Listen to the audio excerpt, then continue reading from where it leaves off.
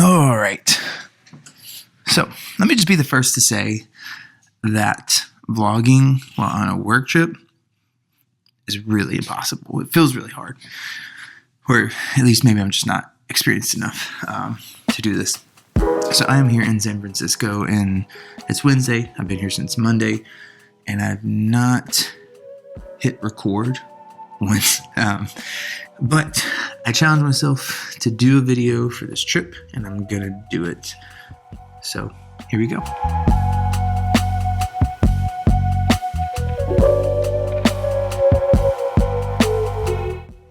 San Francisco, the city, the Bay Area, Dub Nation, but apparently not San Fran. Definitely don't call it that if you're around locals. They don't like that. Whatever you want to call it though, San Francisco is an incredible city full of really awesome views, some very interesting views, and everything in between. And I'm quite fortunate to have had the opportunity last week to spend a whole week, Monday through Friday, in San Francisco for work.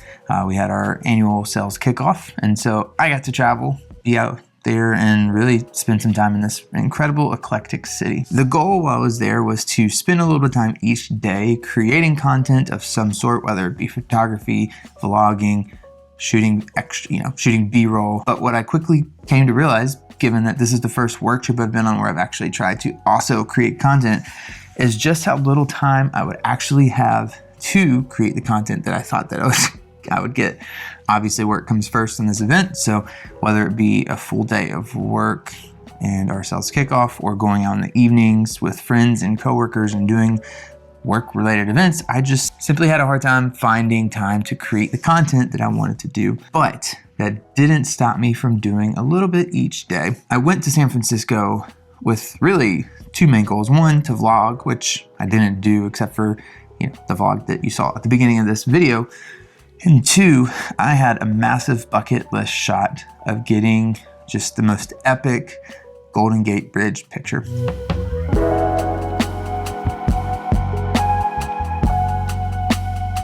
All right, so let's jump into today's video. I'm gonna talk about three things. One, let's talk about the gear that I took for travel, content creation, and work. Two, I wanna talk to you about my ideal bucket list shot and how I actually surprisingly got my bucket list shot, even though I thought that I didn't. And three, let's bring it all home just by talking about how you need to just create with what you have. Stop worrying about gear that you don't have and just do the freaking thing. So all that said, let's jump in and talk about some gear.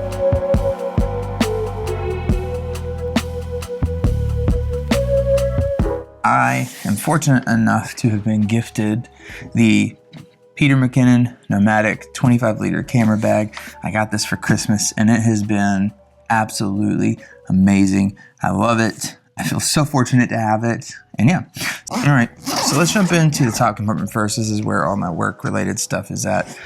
I brought with me my iPad. It's the, it's the 11-inch something, iPad Pro. Barely use it. My Edifier WH950NB wireless headphones, over-ear headphones. These things were incredible for the plane. I hadn't had a pair in a long time, so I felt it was perfect timing to get that. Always gotta have some sunglasses, and these Goodr sunglasses are pretty stinking cool, if you ask me. I got these over the holidays, and they are the Gunsmoke. And then probably, arguably, one of my favorite pieces of tech gear is this Bellroy Tech pouch. Inside of it, make sure I'm still there. What's missing there? Oh, sorry. Inside of it, this is what it looks like. So I typically have a couple of different cables. I have the Satechi 145 watt charger. I can charge up to 4 devices with it, which is fantastic, especially when I'm in the hotel room and I just want to charge everything all at once. I don't have to think about bringing a ton of extra blocks. This thing is pretty stinking rad. I think you've probably, well, doesn't want to focus on me. Sorry, this is what I've been using and it's been awesome. Then of course, I have my MacBook charger. Always carry my SSD with me. Work related stuff, I use the AirPod Pro. These are the two, let's focus on that. 2nd gen for that. These are great. Yeah, pretty awesome. Keeps everything nice and organized. I don't have to worry about losing anything. And then best part of all is that it fits right back in my bag, just like this. Oh yeah, by the way, another really important thing to note is that I currently have the bag set up in my, what I call hybrid mode. Not a pro at this bag yet, just got over the holidays. But currently the top piece is folded down so that I have more space for storage, which is why I'm able to fit all this stuff in there. Let me go ahead and pack it back in, which is great, especially when you're traveling for work. You can't have all your camera gear and stuff, which I don't have a ton. Anyways, I'm a pretty big minimalist when it comes to that. So all that's in there, and I can also throw in a hat or a small jacket, all that good stuff. And then on the side pouch over here, I love this compartment on this bag. It's really freaking sweet. I have my MacBook Pro. This is the new M4 14-inch MacBook Pro. This thing is awesome. I love it. It's a powerhouse. I edit everything on it now. I traded in my M1 Mac Mini for it, and I do not regret it one bit. The only thing I kind of wish that I would have done perhaps is gone for the 16-inch, but then it would have been really big, and I don't know. I think I would have regretted getting a 16-inch, but there are times where I'm out and about, and it would be nice to have the extra little bit of real estate on my monitor when I'm just using the Mac, but it is what it is. I'm happy with it. All right, though, so let's jump into the actual camera gear that I bring with me. I'm not going to jump into the details of this bag, but I do love the fact that this bag is incredibly versatile. I love just every bit about it. I got so many compliments from coworkers about it. But again, I'm not going to go into all the details of the bag, but I will show you how I have it set up. If you don't know the details, you're living under a rock. Just go look up any other video out there about the Peter McKinnon Nomadic bag. It's fantastic. That said, let's take a look inside. So typically, if I'm traveling on a travel day and I'm not using my camera, this compartment here is going to have my camera body, my A6700. It's going to go in there. I might slip in my Freewell glow mist filter, which is currently on my camera, and things like that. And for ease of travel, I will generally take this Sony, the 11mm lens. This will be on my camera body just to make it easier, and then I will store my 18 to 55mm here.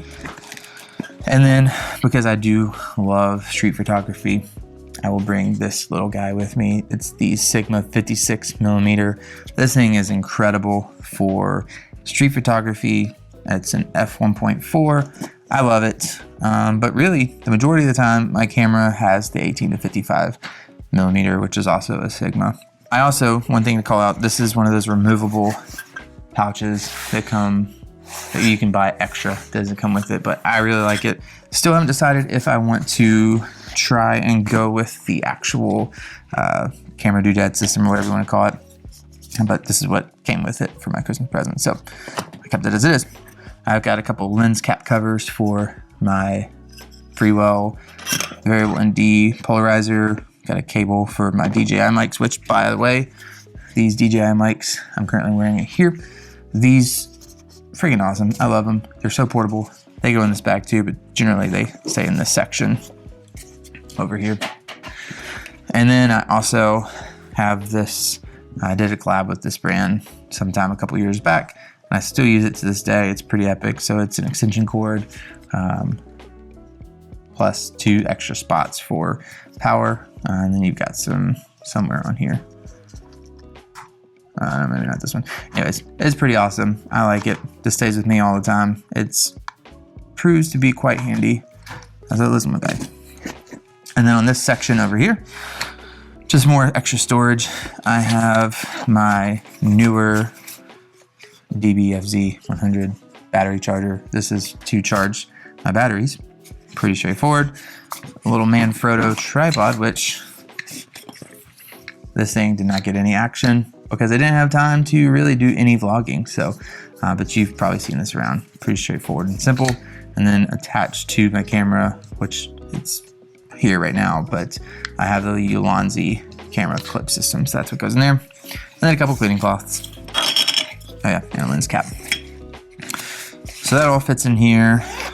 And then typically I will have my Freewell variable ND and polarized CPL just living somewhere in here as well, but it's on my camera right now. And then I got some more lens caps. I've got my camera strap. This thing is pretty awesome. I absolutely love it. Rob, if you're watching this, this is what you need to get, because let's be real, holding your camera over a body of water in Newfoundland does not sound like a fun time to me, but you do you, bud. But this is the Peak design. It's really great. I love the color. Simple, easy, and it clips onto the little dangly things that you see everybody have on their cameras. And so that's what it is. And it's pretty awesome. It's really minimal. I strive to be pretty minimal with my gear. I mean, a little bit of it is the fact that I just don't want to spend a ton of money on buying all the gear in the world. But also I think with traveling, especially traveling for work, being intentional with what you take is extremely important, simply for the fact that you just don't want to pack everything. Now, if content creation and being a creative was my full-time job, I would certainly pack the crap out of that bag and have a separate bag for other things and things like that. But that's not the case. And so for me, this bag works perfectly. I love it. And really it's, I mean, I couldn't think of a better bag to travel with. It fits underneath the seat if you're sitting in the aisle seat. I'm a big aisle seat guy. Fits there perfectly. Now, if you do have a water bottle, like this Owala, it'll fit in there, but you're gonna need to take it out of your bag to store it under the seat in front of you. If you're sitting in the aisle seat, I'd imagine that if you're sitting in the middle or inside seats, you'll be fine. But again, make sure to note, if you're in the aisle, you're gonna need to take it out.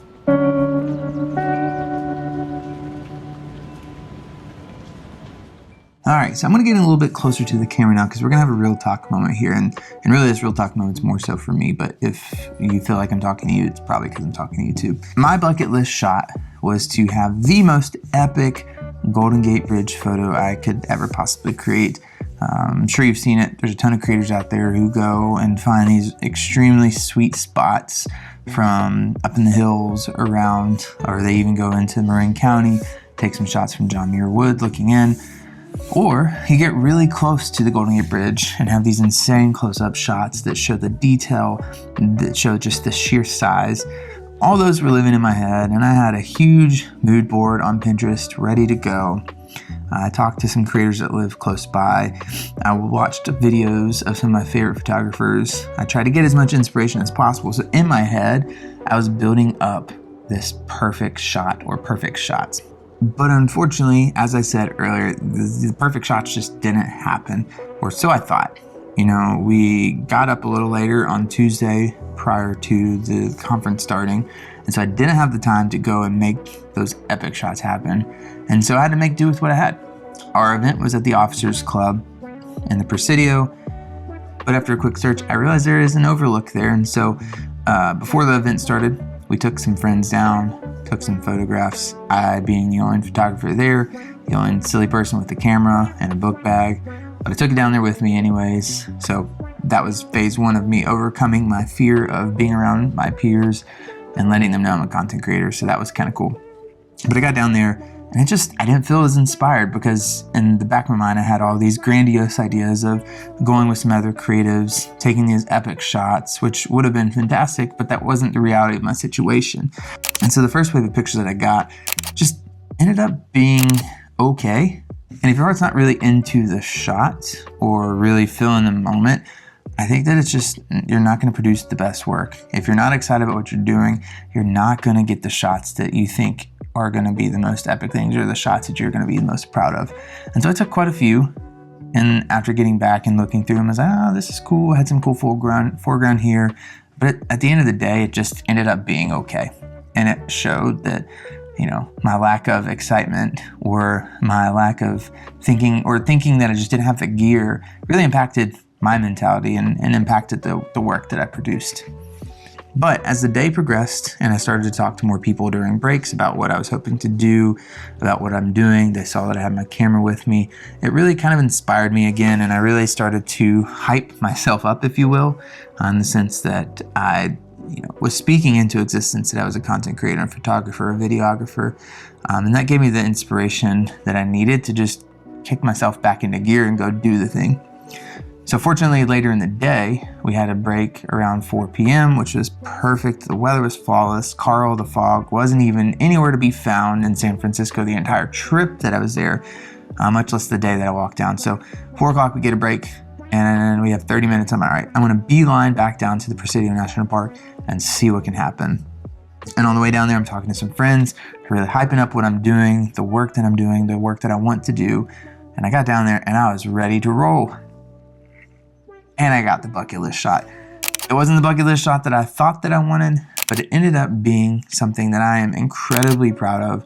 I can look at now, and I look at it because of my phone background. It's on my computer as my background, and I'm freaking stoked with how they turned out. Now, is it the most insane, epic shots that I've ever seen? Definitely not, but I definitely am proud to say that I got my bucket list shots. And I have literally no regrets.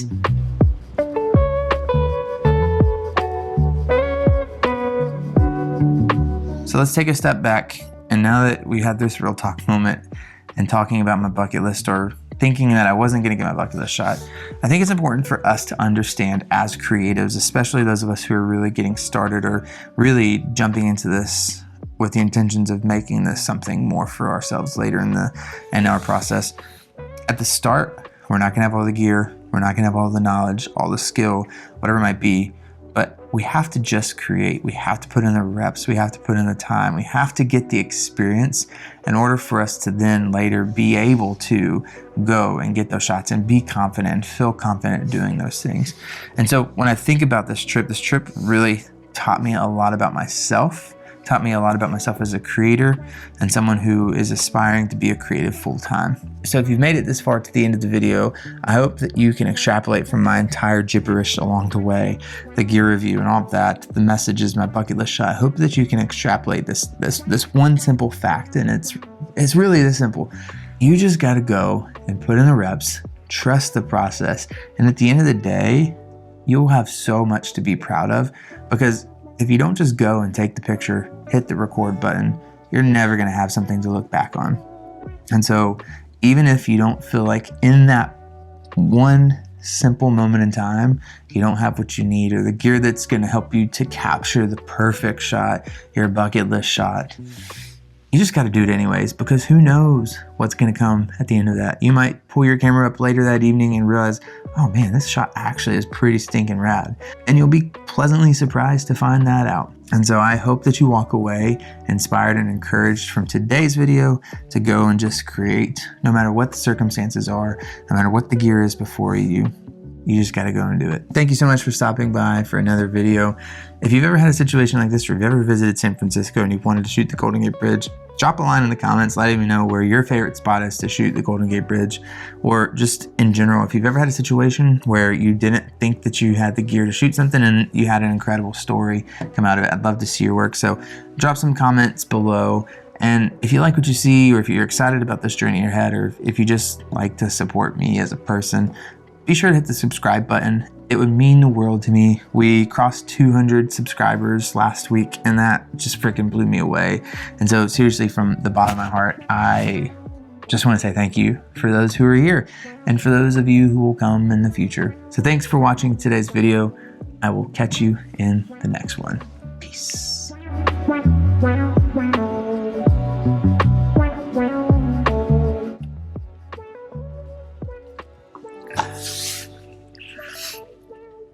This is really awkward. I have no idea what I'm doing. Yeah, but we're gonna see. We'll see if it makes it into the vlog. Anyways, let's get back. Peace.